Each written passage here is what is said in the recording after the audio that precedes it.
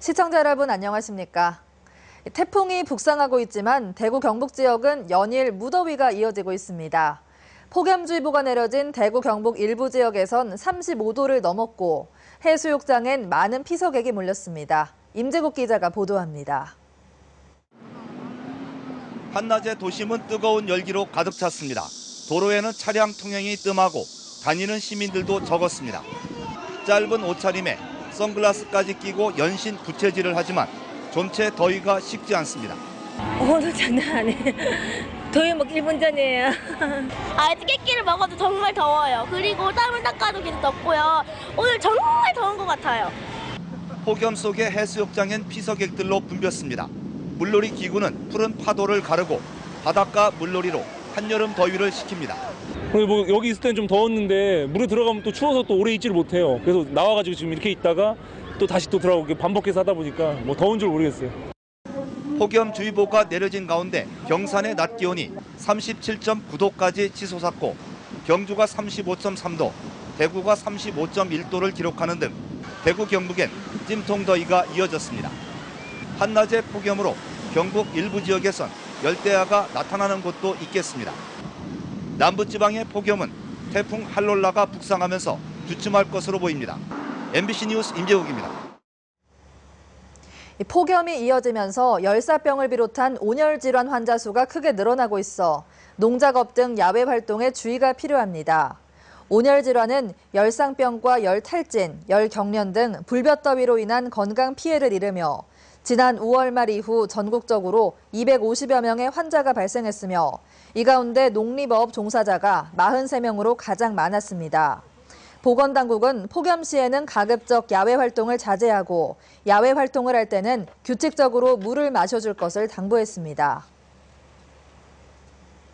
제12호 태풍 할롤라가 북상함에 따라 경북 동해안 일선시군이 태풍 대비 긴급 대책회의를 갖고 비상근무에 들어갔습니다.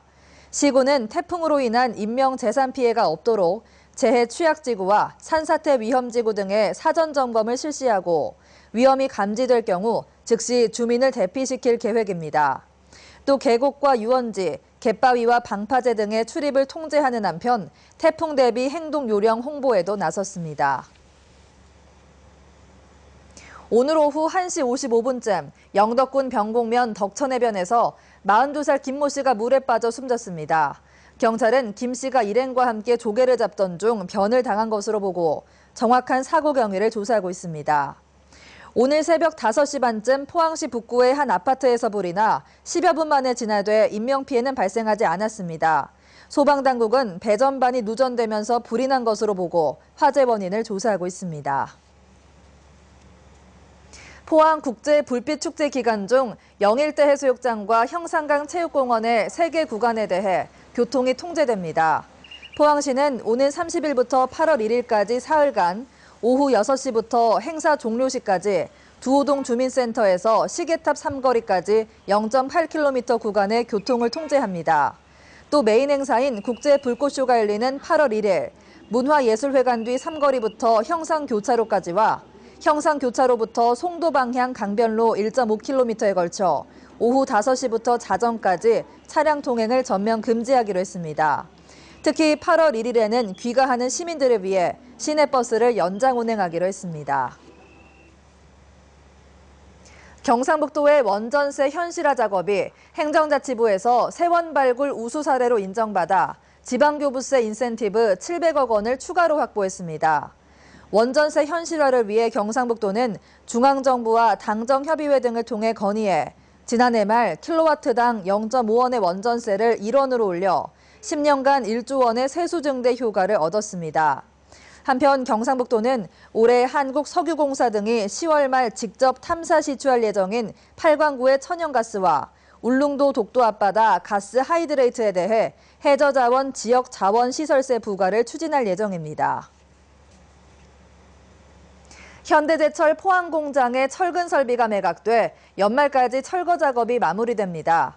현대제철은 최근 코리아 머시너리 코퍼레이션과 철근 설비 매각 계약을 체결했고 이 업체는 연말까지 해체와 철거를 마치고 중동 지역 봉형강 업체에 넘길 계획입니다. 한편 현대제철은 철근 설비 대신에 포항 공장에 2,800억 원을 투자해 형광과 특수광을 생산하는 전용 공장으로 육성하기로 했습니다. 다음 달 21일부터 열리는 실크로드 경주 2015회 자원봉사자 신청이 잇따르고 있습니다. 이달 말 모집 마감을 앞두고 현재 2,100여 명의 자원봉사자가 신청해 계획 인원의 90%가 충족된 상태로 일반 개인이나 사회단체, 다문화 가족 등의 신청도 이어지고 있습니다.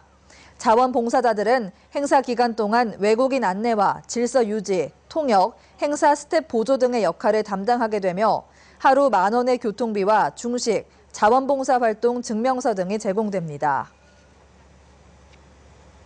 국민안전처는 올해 상반기 우리나라 해역에서 121건의 해양 오염 사고가 발생해 365킬로리터의 오염물질이 바다로 유출됐다고 밝혔습니다.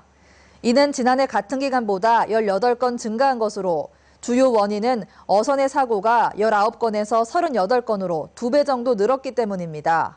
오염사고 원인별로는 부주의가 전체 121건 중 57건으로 가장 많았고 충돌과 침수 등 해난이 그 뒤를 이었습니다.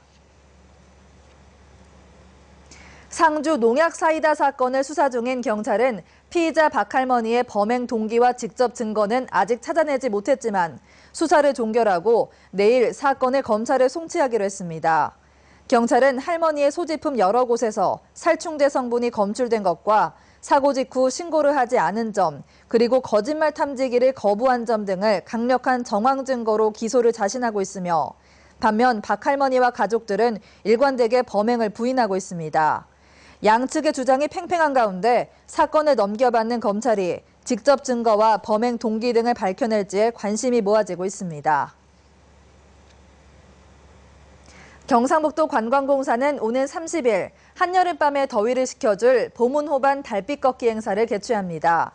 이번 행사는 오후 7시에 보문단지 호반광장을 출발해 모걸공원을 지나 보문수상공연장으로 돌아오는 약 5km의 코스입니다.